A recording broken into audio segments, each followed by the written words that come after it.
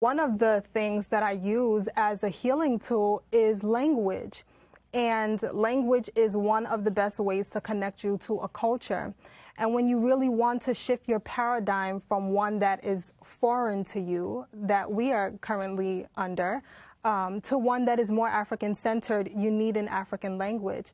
The only problem with just learning any African language is that many of them have also been tainted with foreign cultures. And this is a very ancient language. This is a language that was in use prior to foreign invasion. And so you get to really understand an African-centered paradigm and mindset. And so we developed these cards, me with my teacher, Mpundishi, who's a master of the Kemetic spiritual system and culture and language. And we developed these so that we really get to show people symptomatically what all of the symbols mean. We know this language today as hieroglyphics, and it's not called hieroglyphics in the ancient culture. They called their language the Medu-Neter.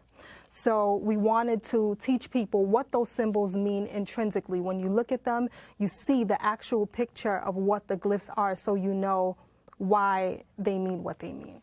Is this card system, is this also a source of healing? Absolutely. How so? Because it is transforming your mind. A lot of the words that we use in the English language now are very low vibrational. Curse words and things like that, they don't exist in the Medu-Neter. A lot of curse words, they are European words. Most of them are French, actually, and that's why when we curse, sometimes we'll say, "Excuse my French," you know.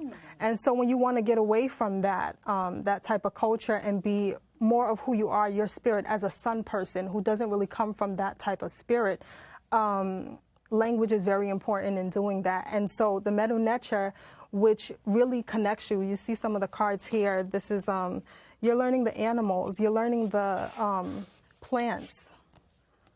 And so you start to get into alignment with divine things, the plant kingdom, the animal kingdom, nature, and spirituality. And so it starts to raise your vibration.